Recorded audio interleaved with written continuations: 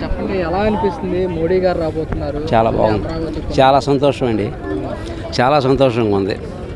ఇదంతా చంద్రబాబు నాయుడు గారు మళ్ళీ గెలవటం, వాళ్ళతో కేంద్ర ప్రభుత్వంతో కూటమిలో కావటం, ఆ కూటమికి కూడా బాబు గారు మద్దతు కావాల్సి వచ్చింది, వారికి కూడా వారి మద్దతు తిరిగి కావాల్సి వచ్చింది. వాళ్ళ సహకారం వీళ్ళకి కావాలి, వాళ్ళ సహకారం ఉన్నప్పుడు మనకి ఏ పని జరగాలని కేంద్ర సహకారం ఉంటేనే మనకు అవుతుంది. దానివల్ల భయపడాల్సిన పని లేదు, చాలా సంతోషంగా ఉంది. అన్నీ అవుతాయి, గ్యారంటీగా అవుతాయి. సీఎం గారు పదే పదే చెప్తున్నారు అమరావతి పూర్తి చేసి తెలుగు జాతి ప్రజలకు అంకితం చేస్తాం. ఆయన పుట్టుదల అదే కదండి, చంద్రబాబు నాయుడు పుట్టుదల ఇది. కొంతమంది రైతులు మీటింగ్ కూడా జరిగింది, రాజధాని రైతు మళ్ళీ ఇది చేయలేదు, మాకు ఇది నమ్మకం ఉంది.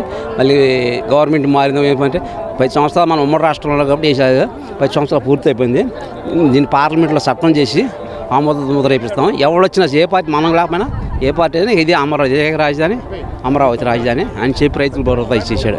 2014లో సీఎం గారు చంద్రబాబు నాయుడు గారు గెలిచినప్పుడు అమరావతి పూర్తి చేస్తున్నారు.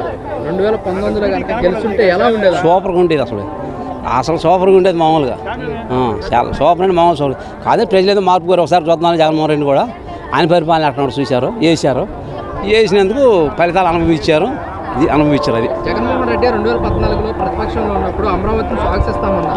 తీరా ఎన్నికల్లో గెలిచిన తర్వాత అమరావతి మూసే పట్టించుకోలేదు. ఆయన 34 ఇంకా ఎక్కువ కావాలండి ఆయన అయితే. నేను కూడా ఇక్కడ అమరావతి ఇల్లు కట్టుకున్నాను, ఇంకా ఎక్కువ కావాలి చాలదన్నాడు ఆయన అన్నాడు. గెలిచినాక ఇది అమరావతి కాదు ఏకైక రాజధాని, ఇది 3 రాజధానులు కడతాను అన్నాడు. అది అంతే, 3 రాజధానులు కడతాడు. మొత్తం శ్మశానం అయిపోయి జంగిల్ అయిపోయి వాళ్ళు మా మంత్రులతో ఈ శ్మశానం, ఇది ఎడారి, ఇది సముద్రం, రకరకాల వాళ్ళు ఇష్టం వచ్చిన మాటలు మాట్లాడారు. అలాంటి వారి వ్యాఖ్యలు చేసిన వారికి మీరు ఎలాంటి సమాధానం? వాళ్ళ కళ్ళతో వాళ్ళే చూస్తున్నారు కదండి.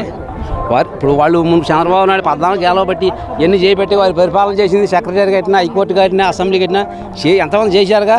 ఆ బిల్డింగ్లన్నీ ఉండయిగా, వాళ్ళకి అవపడతాయి, అందరికీ తెలుసు.